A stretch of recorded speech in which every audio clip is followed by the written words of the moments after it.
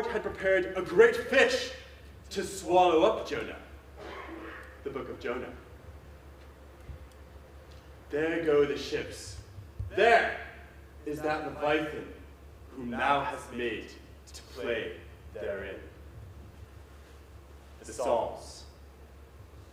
In that day, the Lord with a sword and great and strong sword shall punish Leviathan, the piercing serpent, even Leviathan, that crooked serpent.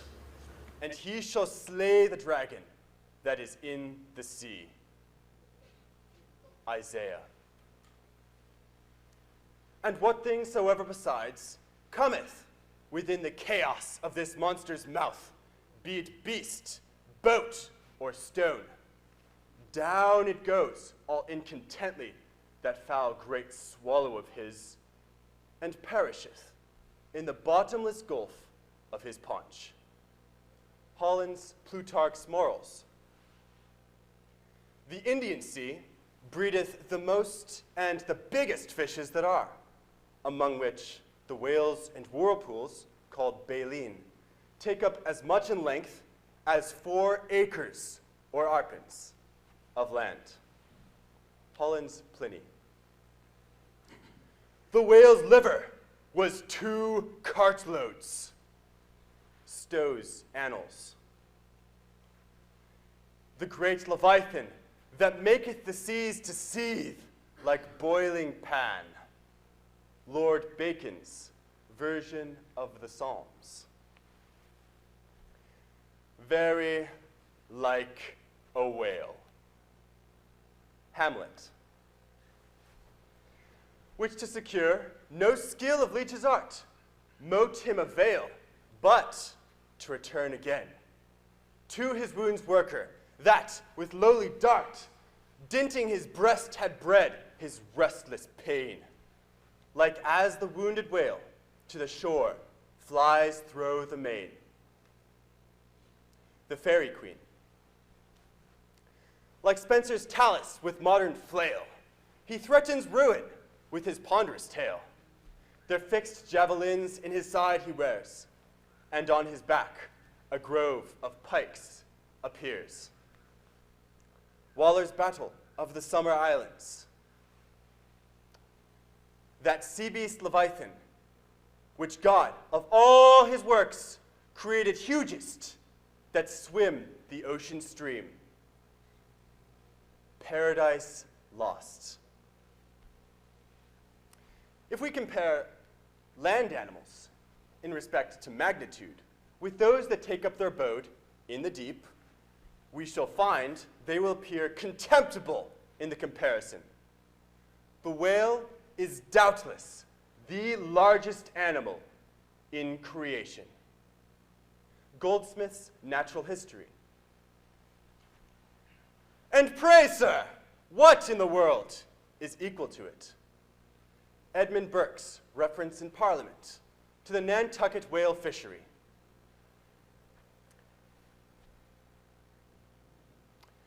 Bright shone the roofs, the domes, the spires, and rockets blue self-driven to hang their momentary fires among the vault of heaven. So fire with water, to compare, the ocean serves on high, upspouted by a whale in air, to express unwieldy joy. Cowper, on the Queen's visit to London. The papers were brought in, and we saw in the Berlin Gazette that Wales had been introduced on the stage there. Eckermann's Conversations with Goethe. So be cheery, my lads, let your hearts never fail, while the bold harpooner is striking the whale. Nantucket Song. Oh, the rare old whale, mid storm and gale, in his ocean home will be, a giant in might, where might is right, and king of the boundless sea. Whale Song. All from the extracts of a sub-librarian.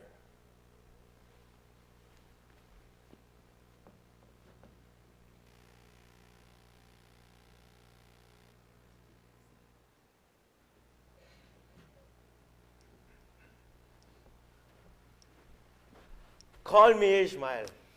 But who is Ishmael? Ishmael is a young man from Manhattan.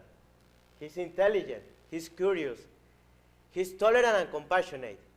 He loves adventures and new things. He's a seeker of truth and meaning. During these precious minutes, we have the opportunity to know him better and also to know who his boss is. We are about to start an adventure, a trip that will take us to incredible places, maybe full of water, bows, whales, risk, uncertainty, death, the Bible. The Bible? Yeah, the Bible too. And we have a mission with a prize.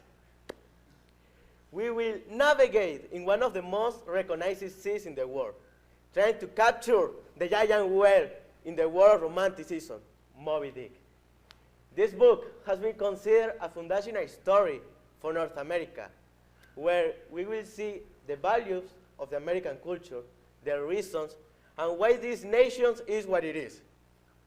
And we will understand better those things that we didn't know before. The amazing thing is that the author shows us all of this through a novel, full of adventure and action. But this is not all. Let me tell you. We are going to see how God and the Bible influences this book. And when all these elements meet, this book becomes a climax for the 19th century in literature. And why are you sitting here listening to us instead of doing something else? Well, let me tell you if you haven't realized yet. Today we have the opportunity to know more about Herman Melville, one of the greatest American writers, a faithful soul of his country, a faithful soul of his time, given to romanticism, a time where feelings or emotions are the most important matters. Enjoy.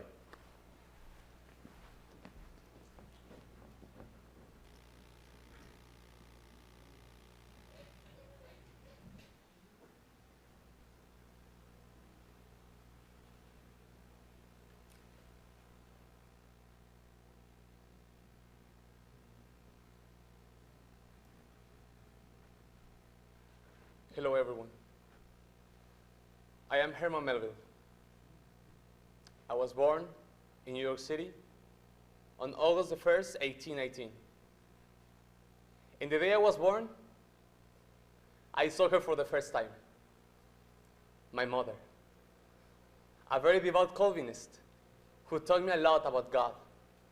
She taught me the Word of God, and I ended up knowing it like the back of my hand.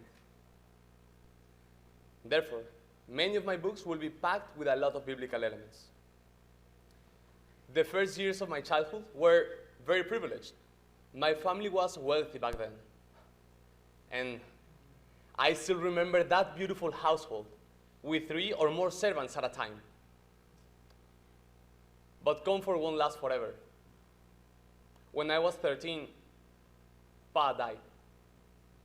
After living a life that he couldn't afford, he left us bankrupt. Some people will tell you that my father committed suicide and that my family covered everything up just because of our religious beliefs. I won't say a word about that. Later, I got a job as a clerk in a local bank and then as a teacher. But I didn't spend a lot of time doing any of those things. That wasn't really what I wanted to do with my life. But reading? Oh, I love reading. And 2 things were fundamental for me: Shakespeare and those terrifying stories about the whales. Around 1750, United States started being one of the leaders in the new whale industry. Whale oil was fundamental for some machines in those years. And later, the Industrial Revolution will need it as well. That's why United States used to export a lot of whale oil to Europe, South America, and even India. Therefore, I decided in 1839, with the advice of my brother, Gainsborough, to join the merchant ship St. Lawrence. Trying to become a whaler, I guess. I was 20 years old back then. I came back to New York City after having spent 4 months traveling in the sea and negotiating in Liverpool. And I fell in love with the sea. So I signed aboard again. And this time, my brother came along. I was 22 when I joined the Cushnet. And we went all over South America looking for whales. When I finally settled down at the age of 26, I thought it would be a good idea to write about my adventures. So I started to write about them. The book, originally called The Whale, known later as Moby Dick, was published in 1851.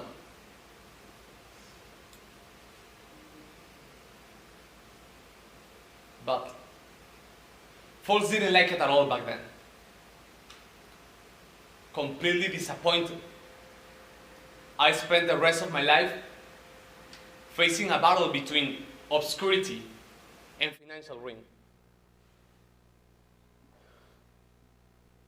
I got into depression.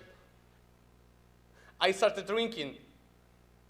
And the people who suffered the most were my own family, because I felt so miserable. I would certainly die in 1891 in New York City. I kept writing until my last day. And just like Ishmael, my books will survive. Unfortunately, I never saw success the way folks understood it. Because I see success quite differently. Living my life for what I really loved and not for what the people around me told me to, that is the best achievement in my life. To face the whale, to set sail and not to remain at the seashore, that is achievement. Adventure is both gain and happiness.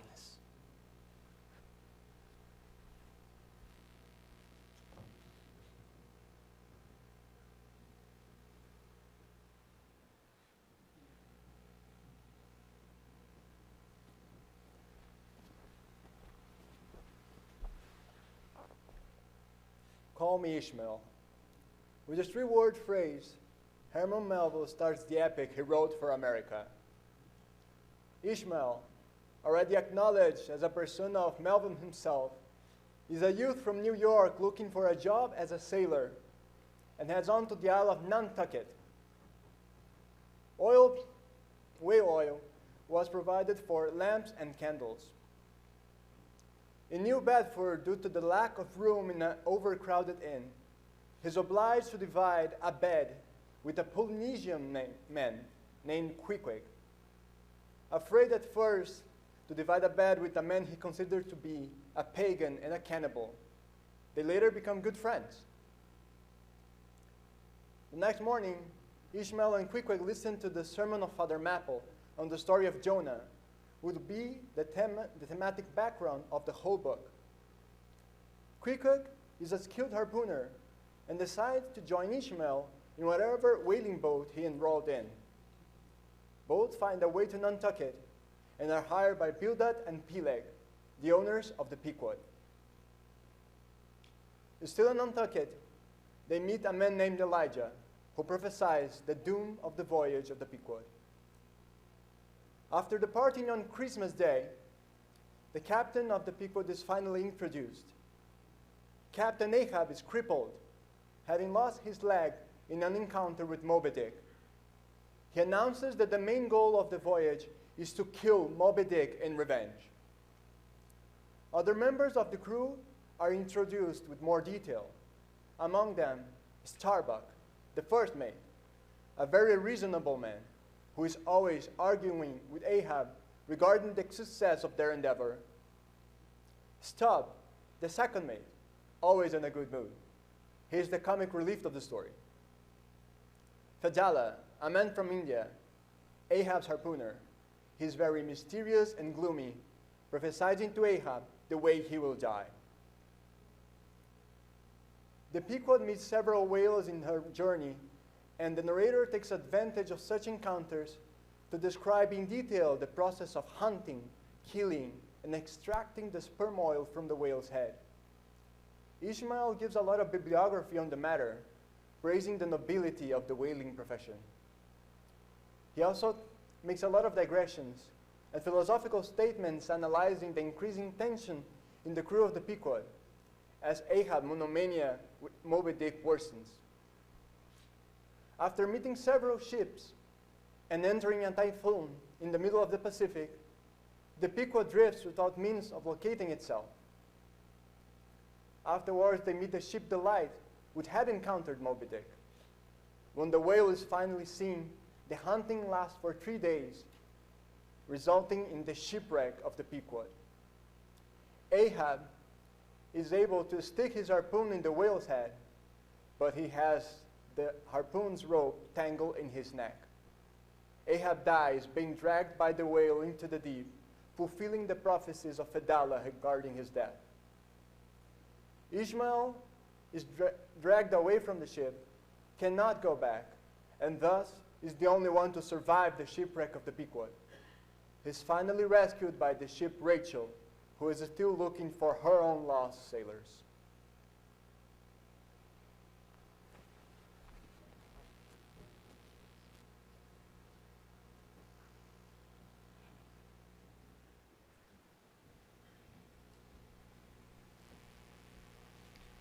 Oh, that was a very interesting class on Moby Dick by Dr. Balthazar, don't you think? Yes, I agree. I learned a lot about Shakespeare's influence on Moby Dick and on Herman Melville. I even found a couple of quotes to illustrate this point. First, Melville says, "In this world of lies, truth is forced to fly like a scared white doe in the woodlands. And through cunning glimpses does she reveal herself, as in Shakespeare and other masters of the great art of telling the truth, even though it be covertly and by snatches." Again, Melville says, "If Shakespeare has not been equaled, he is sure to be surpassed by an American born now or yet to be born." Well, it's interesting that you got that. What I got out of the class was that the Bible had a greater influence on Melville than Shakespeare. "Call me Ishmael." With a Bible citation, he starts his epic. And not only that, if we go before that, we see in the extracts quotes from Genesis, Job, the Psalms. Even in the end, he also finished with a Bible quote. And he not only starts and ends with the Bible, all throughout the story, there are over 250 direct Bible citations. I will say that the Bible is the yeast in the dough of Moby Dick. Wow. Those are some very interesting points you bring up about the Bible.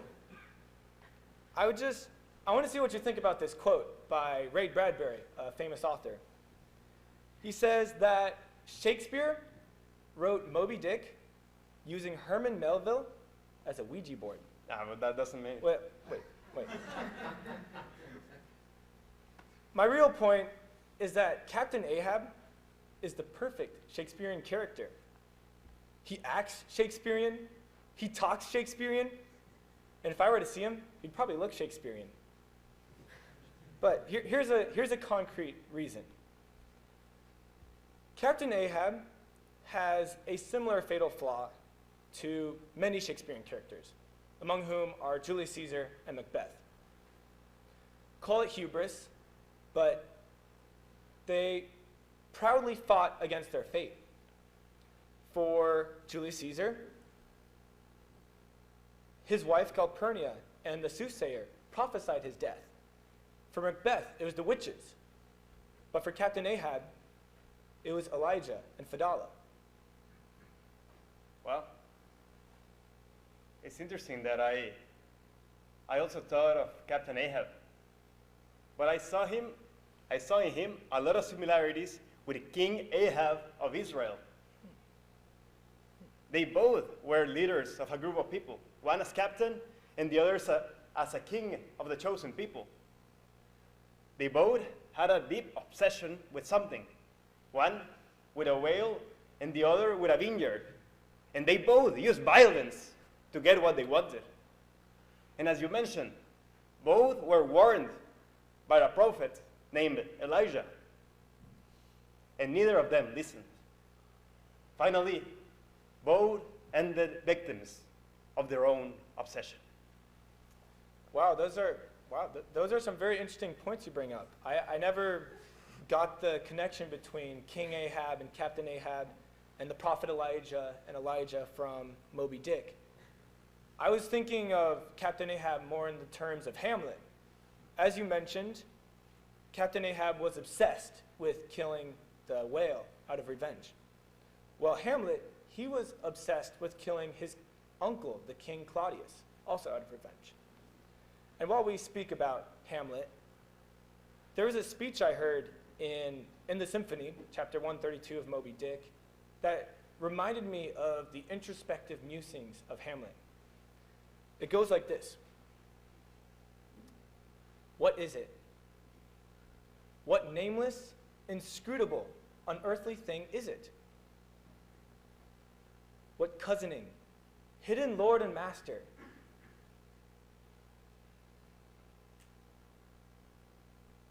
What cruel, remorseless emperor commands me that against my natural lovings and longings, I so keep pushing and pulling and jamming myself on all the time,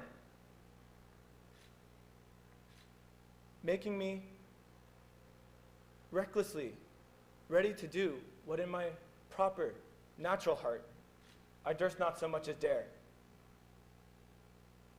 Is Ahab Ahab? Is it I, God, or who that lifts this arm? Well, that really does sound like Hamlet. I think in the end, Shakespeare had a greater influence on Melville.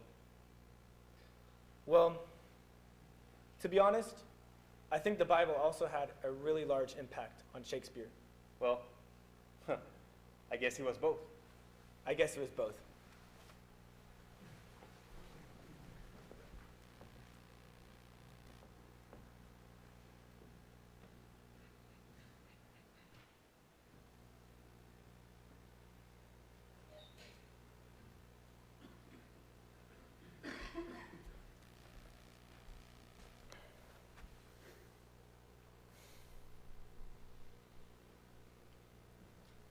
What is a foundational story? Why is such a story necessary? Here in Humanities, we've heard a lot about foundational epics. The Iliad, the Aeneid, the Odyssey, Paradise Lost, Beowulf, El Cantar del Mío Cid, and on and on. Here, we are touching the deepest needs of human beings: identity and belonging. Is Moby Dick also one of those stories? First, this book, which at the beginning was a complete commercial failure, it was a total mess, later on was deemed as a great American novel, and according to some, one of the most wonderful books ever written. Why? I'll tell you why. Because this book spoke to these people. Second, his similarity to the other foundational epics. The taxonomy of the whales is an epic catalog, just as the list of enemies in the Aeneid, or the list of demons in Paradise Lost.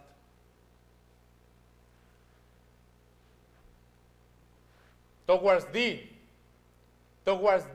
I roll, thou all-destroying and unconquering whale. To the last I grapple with thee.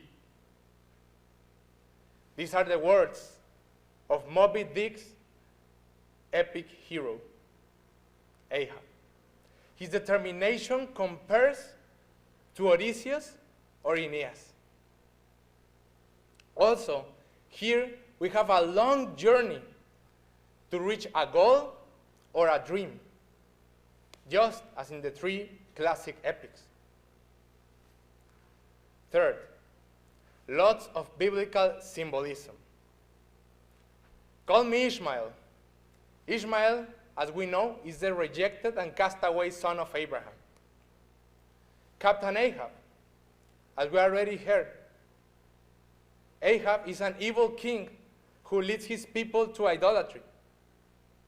The Rachel, the boat that rescues Ishmael at the end of the story. Rachel is Joseph's mother who intercedes for her children and asks God for the end of the exile. Moreover, the American founders were the Pilgrims, the Puritans. The concept of God for these people, for Calvinism, is that God is sovereign. You cannot know his mystery. You cannot grasp it. You cannot control him. There is such a sense of reverence in this view.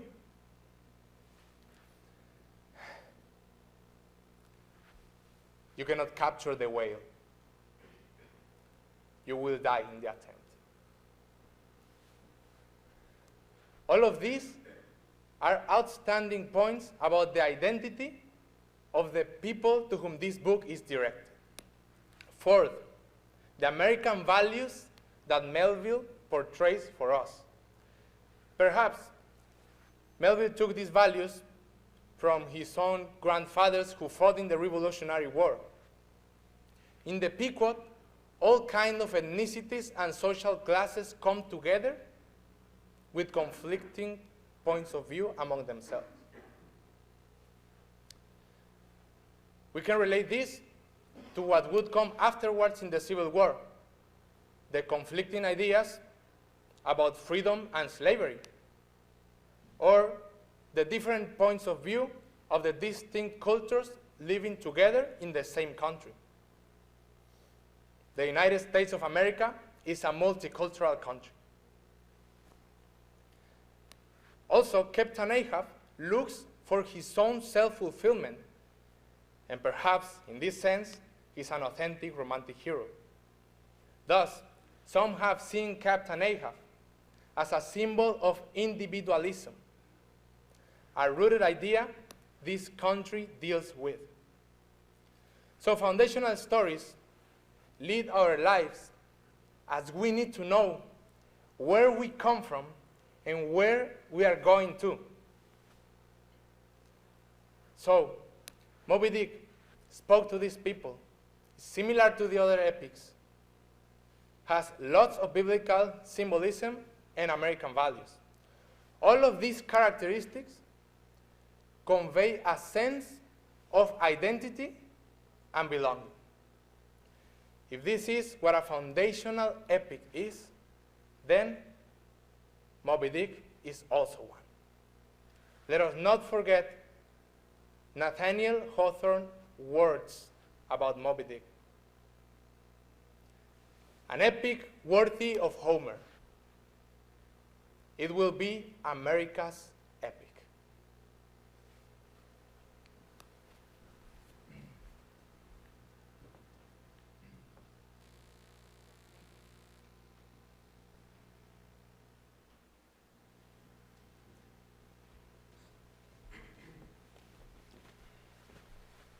Of all the romantic authors, Herman Melville can be considered the literary climax of his century, since he takes the values and ideals of this literary movement to a new level.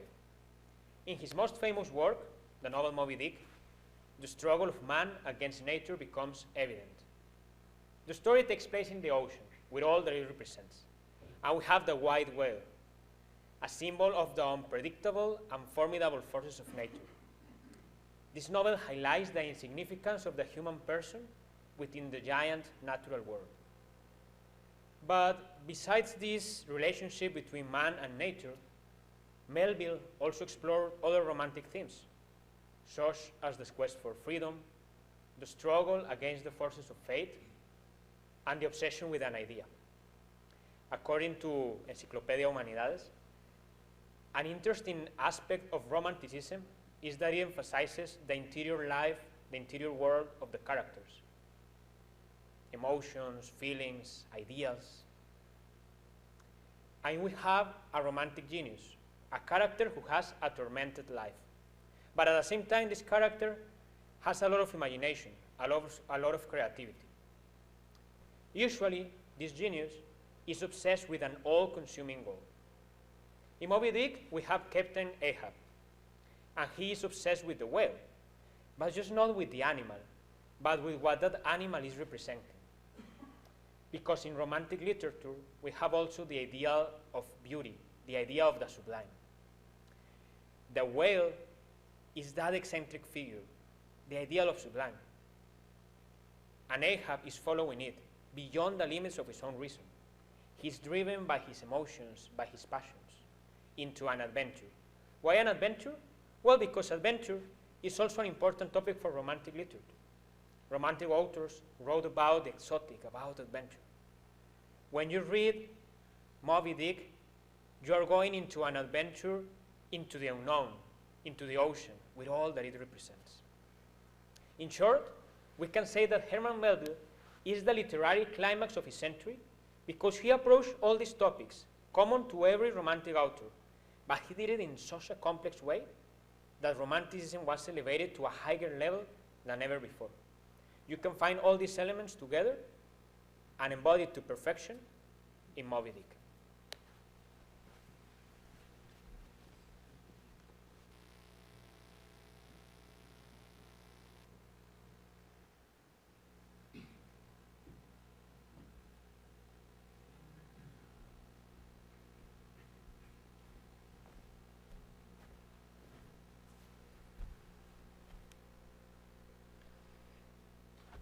Before telling you my story, let me introduce myself. Call me Ishmael. Some years ago, never mind how long precisely, having a little or no money in my purse, and nothing particular to interest me on shore, I thought I would sail about a little to see the watery part of the world. It is a way I have of driving off the spleen and regulating the circulation. Yes, once you want to hit other people's faces, the best thing you can do is to get away. So that's what I did during the years of my youth, even though some people already said that I am a young man. Well, that happened so many years ago. So I traveled from Manhattan, the place where I am from. I'm an orphan, by the way, to New Bedford, Massachusetts. That day, I think, was the unluckiest one in my life. It was so crowded in the inn I was staying in that I had to share my bed with a terrifying old-body tattooed Polynesian called Quick-Quick. Then he became one of my mates on the Pequod, the whaler I was sailing on. I thought he was a cannibal, but he treated me with so much civility and consideration. Well, I was guilty of great rudeness. Well, besides him, I had more mates, but I just remember this fellow, Ahab. Ugh. Such a pain in my memory that grand, ungodly, godlike makes me feel. He was mad. But you cannot imagine how convincing that guy was. He prepared us for everything because he wanted revenge, yes. He had an encounter with a whale called Moby Dick in which he lost his leg. He wanted personal revenge against something irrational. And he prepared us for everything. We took a quite of different harpoons. And I made a study of every whale I knew, and we thought to be ready. But guess something? At the end, we didn't. That was a lot more than I expected it to be. Moby Dick. It was an exceptionally large sperm whale with a snow-white head, wrinkled brow, crooked jaw, and especially bushy spout. His hump was also wide and shaped like a pyramid. Yes, the rest of its body was also marbled white, and he had 3 holes in the right fluke of its tail, and he flatlined oddly before he submerged. Huge, but that smart. Oh yes, that whale knew how to kill people. But you know, its most terrifying thing for me was its white color. Maybe because white is Dad's color. Maybe because white is God's color. If we can say that God has any color, of course. Well, anyway, long story short, after a lot of adventures, we found the whale, and we fought 3 days against it. 3 days. But the animal just hit the penguin on its side. Ahab was able to stick his harpoon on the head of the animal, but that just helped it to sink the penguin down, dragging Ahab with it to the depths. That was a huge tragedy, and I am only escaped to tell thee. Listen carefully, young men, because I think I survived because God wanted it. As God sent Jonah to save him, as God sent that whale to him, he sent Moby Dick to save me from my idols. Ahab became my idol. Ahab became the father that I never had, and I served him. But then I had nothing. I was exactly the same orphan.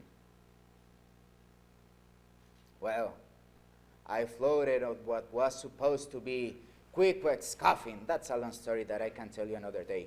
But, well, after 2 days, the Rachel, another whaler, picked me up. And I was the same.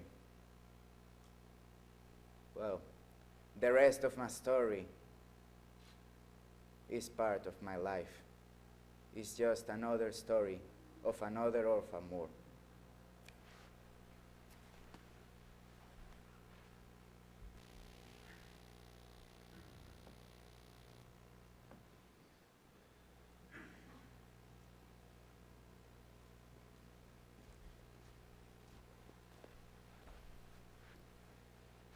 We set out on a journey at sea, 135 chapters of one of the greatest novels in history.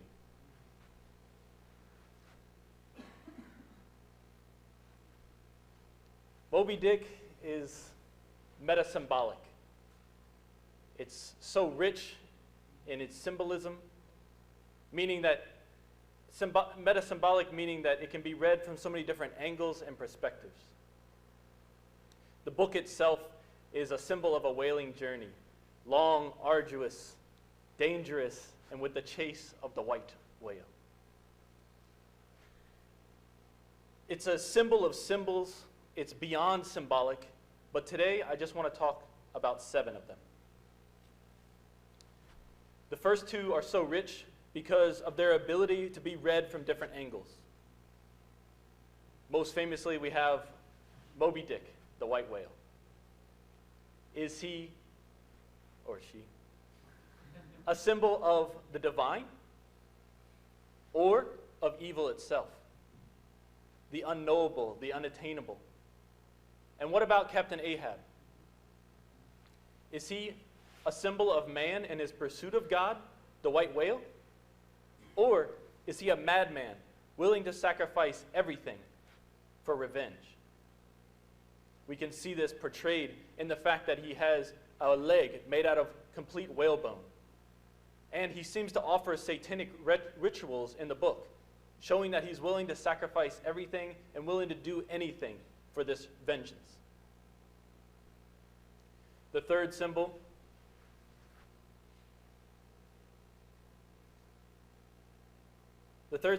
is the opposite of Captain Ahab, Father Mapple. In the beginning of the book, we see Ishmael go to a church and listen to a sermon by Father Mapple. Father Mapple is the opposite of Captain Ahab as a madman because he's a true captain of a ship, leading his congregation to God rather than destruction. The fourth symbol, the Pequod, deriving its name from the Native American tribe that became extinct here in Connecticut. And it lives up to that very name because in the end it's destroyed itself. It is the ship that Ishmael and his crew members set out on their whaling journey. And it can represent a microcosm of society, as we find here in the United States, with so many different ethnicities, backgrounds, cultures, nationalities, all coming together. It can also be seen as a person, with the quarterdeck of the ship where the captain commands as the brain, the locus of authority and power on the ship, and also the single-mindedness that it has in pursuing its goal, Moby Dick. We can also see Captain Ahab as the will and Starbuck as the intellect. In the end, the Pequod is destroyed because of one man's greed and vengeance. And the symbol that represents this is the Spanish coin, the doubloon, which is nailed to the mast of the ship. The first person to see the white whale inherits it. And I'll leave it to you to find out who that is. The sixth symbol, Queequeg's coffin. It's made for Queequeg, who falls ill and is near death. In the end, he ends up recovering from this illness. And as we know, it's used to save Ishmael, who's floating at sea. For us, it's a representation of life, the mystery of life, and the unknowable timeliness of death. And our final symbol, which brings us back to the beginning of our journey, the sea. The vastness of symbols that we can find in Moby Dick, waiting to be explored.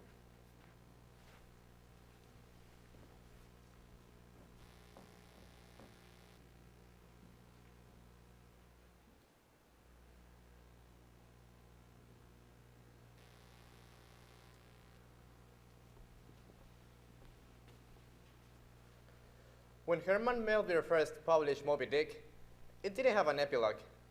It was a bit later that he realized that writing an epilogue was something necessary for one logic reason. Without it, it would seem that all men died in the shipwreck, and we all know that no dead man can tell a story. How then do we have this story? The epilogue tells us, because one did survive the wreck. In just a few lines, Ishmael, using great description, tells us how he did so. Here we find this character again, Ishmael, that had blended with the crew during the voyage. Here, Ishmael, that can be taken as the characterization of Herman Melville, ends the book, as if he was a parenthesis that both opens and closes Moby Dick. With the very last words of the book, Melville, under the name of Ishmael, reveals another element of his identity, giving to the epilogue a dash of bitterness or even emptiness. Because although he has survived and he's alive, nothing has really changed after his fruitless adventure. In his interior, he remains as the same person, and he tells us at the end of the epilogue that he is still indeed just another orphan. Epilogue. And I only am escaped alone to tell thee. Joe. The drama is done. Why then here does anyone step forth? Because one did survive the wreck.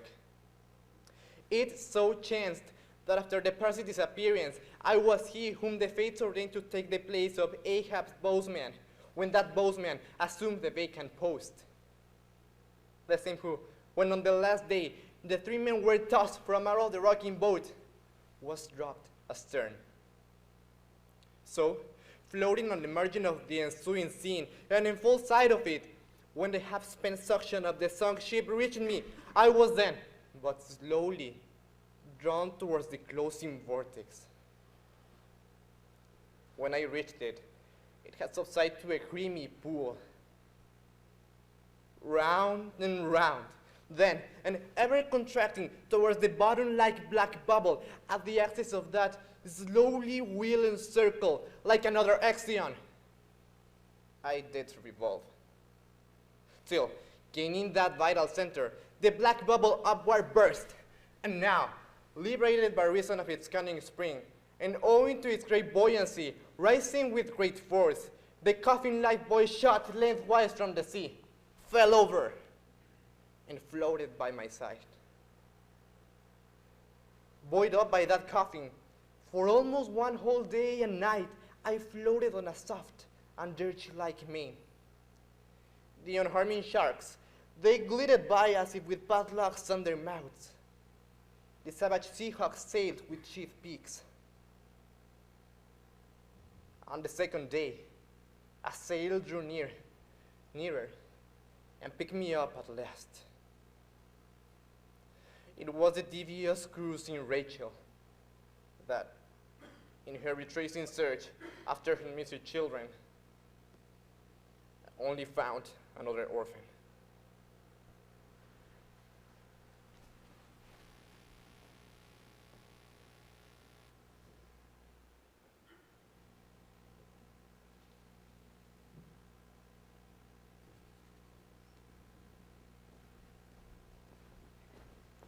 Dear friends, we are almost there.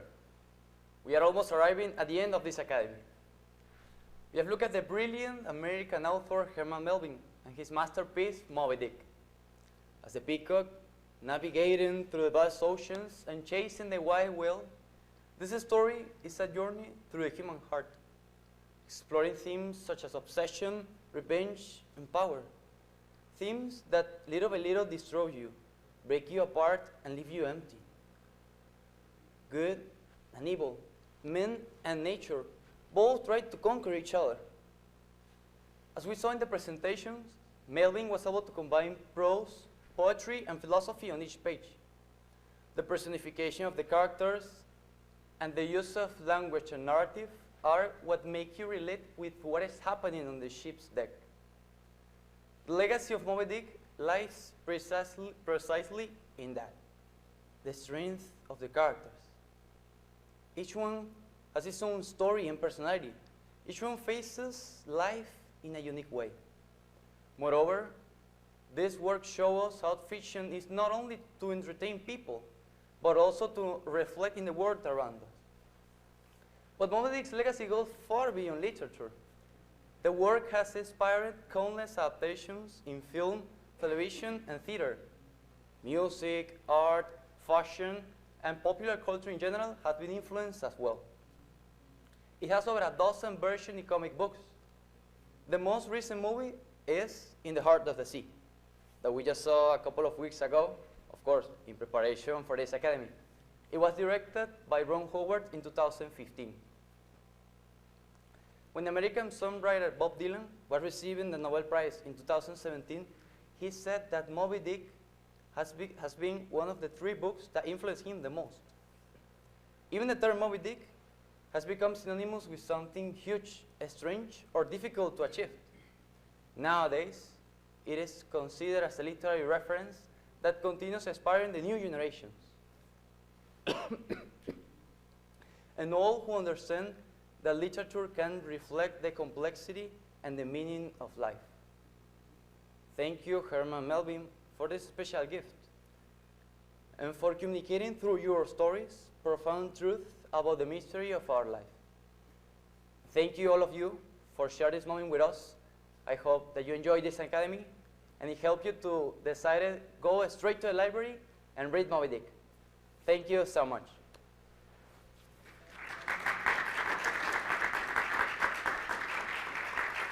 And also, I would like to invite you, our dear professor, Dr. Baltasar Lopez, to share with us some words.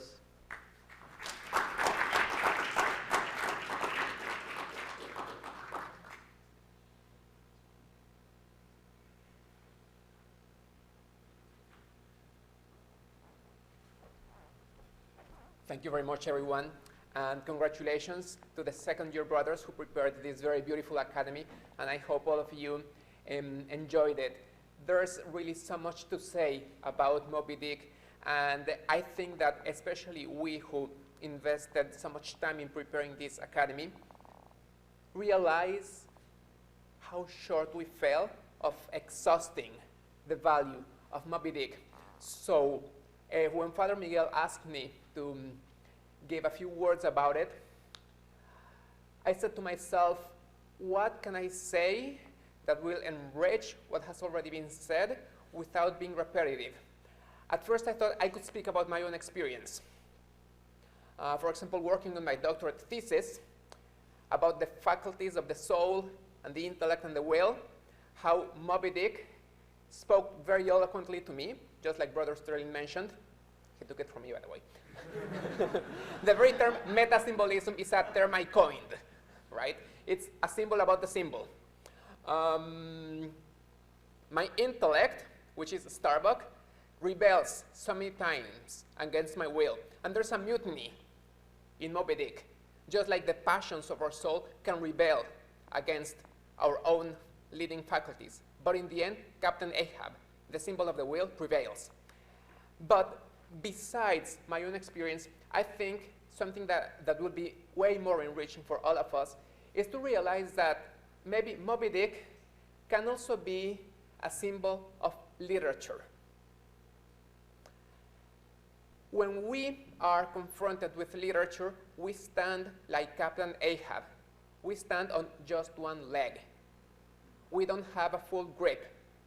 And just like the symbol, just like the mystery, just like Moby Dick itself, is something that escapes our control. It's something that cannot be fully grasped. It's something that we cannot fathom, and above all, it's elusive. I think that should be our approach when we try to read literature. The moment when you say, oh, I have it all in my hand, I have it all in my pocket, I fully understood and I fully exhausted the meaning of this book, be it Moby Dick, be it any other book, you are falling too short. You know that there's always that area, that realm, that remains mysterious, that remains elusive, that we cannot fully grasp, that we cannot fully comprehend. And that is why we can come always, again and again, trying to deepen and trying to let literary works speak to us in a new way, in a way that is always renewed. Because even if the work remains just as it stands written, we change, we evolve, we accumulate experiences. So when we come back to those great literary giants, they speak to us in a way that they themselves didn't suspect they would speak to us. Thank you once again, second-year brothers. Congratulations on this very, very beautiful academy that you put together. And I hope this motivates you to continue delving into your humanities. And also, I hope this will motivate the first-year brothers that are following your tracks to deepen into their humanistic studies. So thank you once again, everyone.